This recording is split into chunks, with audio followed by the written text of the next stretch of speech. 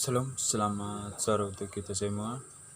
Perkenalkan, nama saya Yohanes Kongkaate, NIM 1734030025. Saya dari jurusan Sosiologi, kelas A reguler sore, semester 7. Di sini saya sedikit memaparkan apa yang menjadi bahan review kami dari mata kuliah kajian seminar sosial, masalah-masalah sosial, buku review ke-15. Memahami konflik etnis. Konflik etnis di panggung dunia. Konflik etnis bukanlah fenomena baru sejak awal sejarah manusia. Komunitas-komunitas diorganisasi dengan tujuan, turunan dan yang sama, dan takdir telah hidup berdampingan, bersaing dan berselisih. Namun konflik etnis yang baru pada akhir abad ke-20 dan awal abad antara kelompok-kelompok etnis, melainkan pada intensitas dan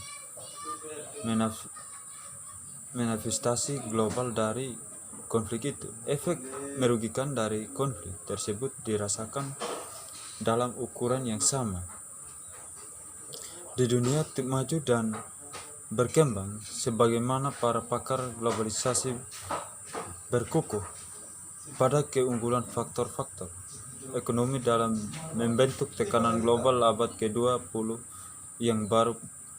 Perpecahan kebudayaan tampaknya memiliki pengaruh yang lebih besar atas keadaan politik dunia. Sebuah kelompok etnis atau komunitas etnis dapat didefinisikan sebagai kelompok besar atau kecil dalam masyarakat tradisional dan tak maju yang dipersatukan oleh budaya, warisan umum termasuk bahasa, musik, makanan, pakaian, dan lain sebagainya. Kesamaan ras, agama yang sama, dan kepercayaan pada sejarah dan leluhur yang sama, dan yang menunjukkan sentimen psikologis yang kuat dari kelompok itu. Kelompok etnis dapat memiliki dua jenis: masyarakat dan komunitas diaspora. Masyarakat di negara-negara yang sudah lama menghuni suatu daerah dan dengan demikian menuntut hak eksklusif secara hukum dan moral untuk memiliki tanah itu. Pernyataan demikian biasanya didukung oleh bukti sejarah atau faktual dan mitos, dan bukti ekologis. Komunitas diaspora etnik terdapat di negara-negara asing dan terutama disebabkan oleh migrasi penduduk, didorong oleh penindasan di negara asal mereka atau oleh daya tarik prospek dan peluang ekonomi yang lebih baik. Pembangunan bangsa adalah tugas kompleks yang dapat berlangsung di sepanjang salah satu dari dua jejak. Pertama, sebuah bangsa dapat dibentuk dengan istilah etnis yang murni. Jika begitu dipahami, bangsa akan mendefinisikan keanggotaan individu dan dalam loyalitas kepada bangsa itu dalam istilah dari garis keturunan dan budaya lokal. Dalam skema tersebut, anggota kelompok etnis minoritas tidak dapat berhadap untuk menjadi bagian dari mayoritas atau rumpun nasional yang dominan. Konflik etnis dan norma internasional. Dalam bidang hubungan internasional, sebuah aspek penting dari studi konflik etnis adalah hubungan antara rezim, norma-norma, aturan, prosedur, dan prinsip perilaku. Adalah internasional yang diakui secara umum. Dalam situasi internasional yang mengatur sistem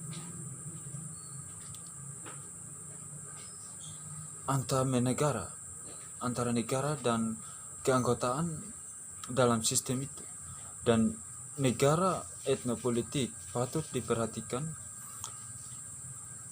dalam konteks bahwa sementara sistem internasional didasarkan pada prinsip-prinsip penentuan nasib seseorang dan kedaulatan negara, rezim normatif internasional tetap sangat bias menentukan etnonasionalis yang biasanya meminta asas-asas yang sama untuk membenarkan gerakan mereka. Norma-norma internasional yang mempengaruhi perpisahan diri untuk secession adalah gerakan unilateral yang mendadak menuju kemerdekaan di bagian wilayah yang merupakan wilayah metropolitan. Negara merdeka berdaulat bisa mencakup tindakan formal untuk mereka oleh entitas secesionis atau bisa menjadi proses bertahap, aktivitas politik yang secara bertahap mengubah pada pemisahan dan kemandirian tanpa deklarasi resmi. Etnonasionalis tidak terlalu menunjukkan perpisahan diri karena beberapa pilihan non-separatis tersedia untuk mengakomodasi tuntutan etnis, pengaturan konsumensi, dan korporasi, komunalisme, multikulturalisme.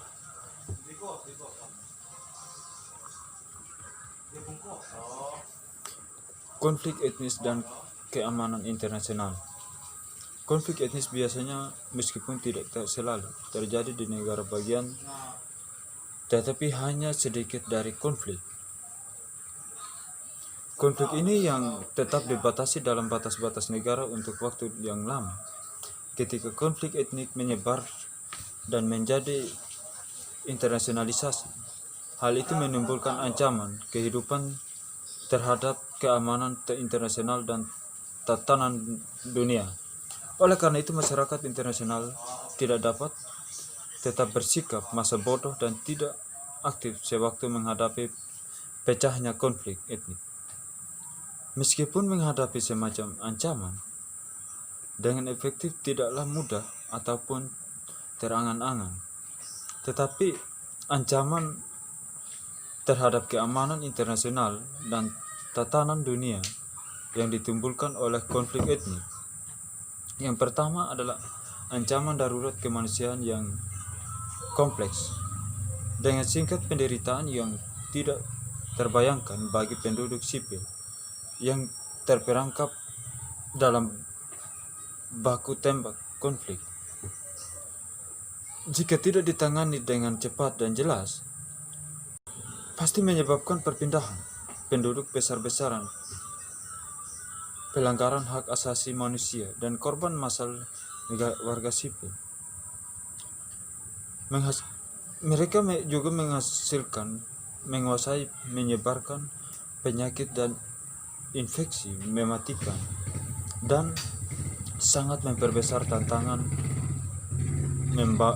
pembangunan baik dalam produksi bahan bakar maupun dalam negara-negara penerimaan pengungsi. Ancaman kedua dan konflik etnis adalah terciptanya efek samping sosial, politik, dan ekonomi negatif yang sangat mungkin menyebabkan negara mengalami konflik, menuruni lereng yang licin menuju kegagalan negara dan bahkan teruntuhan negara. Menyelesaikan konflik etnis melalui intervensi internasional. Ledakan konflik etnis pada akhir abad ke-20 berhadapan dengan komunitas internasional dengan tantangan-tantangan norma-norma dan praktis yang sulit, termasuk dua yang khususnya bagaimana melindungi hak-hak dan kepentingan etnis minoritas dalam struktur negara yang ada, dan bagaimana merancang kerangka moral dan hukum yang dapat digunakan untuk menentukan klaim etnis sinkronis mana yang harus didukung dan diakui. Semakin banyak karya tulis tentang pokok ini, yang beberapa di antara telah kami sebutkan dan bahas di pasal 2, membuktikan bahwa hanya ada sedikit konsensus internasional tentang permasalahan ini. Dari sudut pandang yang lebih praktis, manifestasi dan kegigihan konflik etnis di seluruh dunia telah membuat komunitas internasional dihadapkan pada konsekuensi dan risiko merusak tertentu yang terkait dengan konflik seperti terorisme, pandangan narkoba, krisis kemanusiaan, arus penguasai, dan ancaman perang sistemik.